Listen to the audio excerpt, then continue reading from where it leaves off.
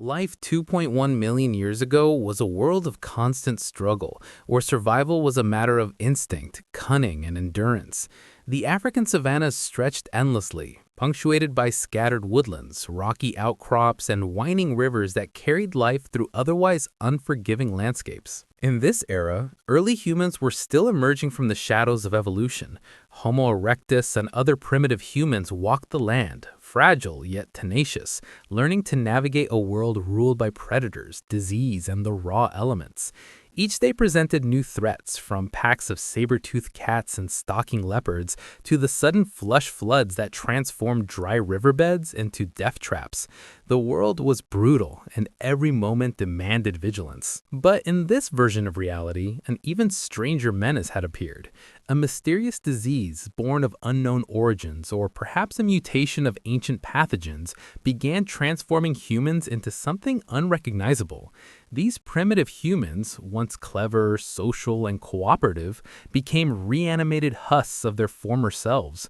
Their minds, though still guided by basic instincts, were warped by a relentless hunger for flesh. Eyes once filled with curiosity became glazed and empty. Their once coordinated groups now stumbled blindly through the savannas, attacking anything that moved. The transformation was not uniform. Some retained fragments of memory, fleeting flashes of their old selves, but the disease spread quickly, leaving terror and chaos in its wake. Survival for the uninfected was no longer a simple matter of hunting or hiding. It had become a desperate fight against creatures that were once their kin. Amid this unprecedented horror, the natural order began to fracture. Predators, initially bewildered by the sudden influx of zombie humans, soon adapted. Lions, hyenas, and crocodiles began hunting the infected, recognizing them as new prey. Rivers became battlegrounds where zombie humans, in their clumsy aggression, would drown or be torn apart by lurking crocodiles. Yet, even as nature took its toll, the scale of the crisis threatened to overwhelm the landscape.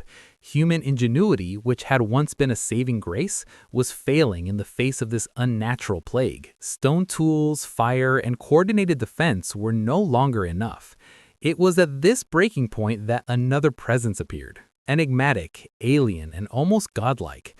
They arrived not with fanfare, but silently, descending from the skies in vessels that defied human understanding. Their bodies were lithe, elongated, and capable of movements that seemed to bend gravity itself. They were observers first, scanning the land, cataloging life, and assessing the crisis that had befallen these primitive humans. To the surviving Homo erectus, the aliens were indistinguishable from gods. Their technology was incomprehensible, their intentions inscrutable, and yet they did not act immediately. They studied, calculated, and waited. These alien beings faced a complex dilemma. The infected humans were not merely sick, they were a fundamental threat to the stability of the ecosystem. If left unchecked, they could decimate predator populations, destroy vegetation through mindless roaming, and collapse the balance of life that had existed for millennia. Yet these were also the first humans, a species that had begun to show glimpses of intelligence, social cohesion, and adaptation. Could they be saved, or were they irredeemable? The aliens decided that intervention was necessary, but it would require subtlety, precision, and an understanding of both biology and the emerging human mind. Their first act was observation. From high above the savanna in invisible hovering platforms, the aliens tracked the movement of the zombies. They noted patterns, learning how the disease spread, how the infected interacted with their environment, and the moments when fragments of cognition resurfaced. These moments were fleeting but significant, a glimpse of memory, a hesitation, a recognition of another uninfected human. It was these moments that suggested redemption might still be possible. The aliens began to map the landscape, identifying safe zones for uninfected humans, potential resource points, and locations where the infected could be isolated without endangering the rest of the ecosystem. When the time came to intervene directly, the aliens did so with surgical precision. They deployed tools that were unlike anything seen before, energy fields that could subdue the infected without harming uninfected humans, devices capable of stabilizing neural function, and drones that could herd groups of zombies into containment areas. Their presence was awe-inspiring. From the ground, primitive humans could only perceive flashes of light, unnatural sounds, and the uncanny ability of the aliens to move through space without effort. To the survivors, it was nothing short of divine. The process of rehabilitation was delicate. Some of the infected had deteriorated too far and could not be restored. Others, however, responded to alien treatment in remarkable ways. Neural pathways once twisted by the plague were realigned, motor function returned, memory fragments strengthened. Within days, groups of formerly zombified humans began to regain coordination, awareness, and social behavior. They looked at one another with recognition, their eyes no longer empty. They began to speak in primitive vocalizations, pointing, gesturing, and sharing food. What had been a mindless threat transformed, slowly and carefully, into a tentative community once more. Yet survival in this world demanded more than rehabilitation. The aliens understood that returning humans to their previous state was insufficient. They needed guidance to prevent future collapse. The aliens taught them in subtle ways, enhancing their understanding of fire, tool use, and cooperative hunting. These lessons were not direct, the aliens did not interfere overtly, but they left signs, patterns, and demonstrations. Primitive humans learned to set traps, recognize dangerous animals before they struck, and work together to gather food from the land. The uninfected and rehabilitated humans began to form social structures stronger than those that had existed before the plague, bound by shared experience and the memory of near extinction. Predation, disease, and the unforgiving climate remained. Saber-tooths stalked the edges of the savannas. Giant snakes waited in riverbends. Droughts and floods tested the resilience of all living beings. But humanity, guided by alien intervention and their own evolving intelligence, began to reclaim territory once lost to chaos. Camps became organized, resource management improved, knowledge spread quickly through imitation, observation, and the few surviving elders who had retained ancient wisdom. Humans were learning not only to survive, but to anticipate threats, a skill previously limited by instinct and necessity. Conflict with zombies was not fully eradicated. Isolated groups of the infected continued to roam, and each encounter was a tense test of courage, strategy, and the alien-inspired tactics now ingrained in human minds. Humans became adept at using fire, tools, and coordinated distractions to defend themselves. Some encounters were devastating, reminding all of the fragility of life. Others ended with the recovery of infected individuals, a testament to the resilience of both species and the careful intervention of alien intelligence. Over time, humanity learned that survival was not guaranteed, but that preparation, unity, and ingenuity could tip the balance in their favor. Psychologically, the impact of alien intervention was profound.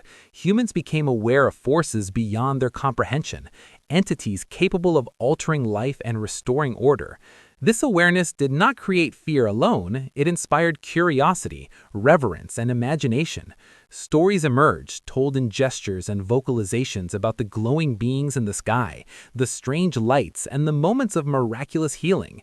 These stories were passed from one generation to the next, forming the earliest seeds of myth, religion, and the understanding that the universe held mysteries far greater than the known world. The aliens themselves were patient and methodical. They did not rush the evolution of humans, but they ensured that survival was possible. By combining rehabilitation with subtle guidance, they planted the seeds for social cohesion, cooperation, and intelligence that would shape humanity's trajectory. Humans were learning lessons no natural predator could teach, understanding concepts of strategy, collective action, and even moral responsibility in the most primitive of terms. These lessons, encoded into survival behaviors, would echo across millennia, forming a foundation for the emergence of complex societies, technology, and the first explorations beyond their world. As centuries passed, the human survivors adapted to a world forever changed. The memory of zombification remained, a cautionary shadow that influenced behavior. Humans became vigilant, more cooperative, and more attuned to the signs of danger. They developed the rudiments of culture, social hierarchy, and shared rituals. Even without direct instruction, they learned to observe, experiment, and innovate in ways that had been impossible before the alien intervention. The once isolated humans were now participants in a process that would eventually lead to the rise of civilizations, technology, and the first explorations beyond their world. The aliens eventually departed, leaving behind no trace of their physical presence, but leaving a legacy encoded in the minds of the humans they saved. Their departure was silent, as if their mission had always been one of observation and guidance, not domination.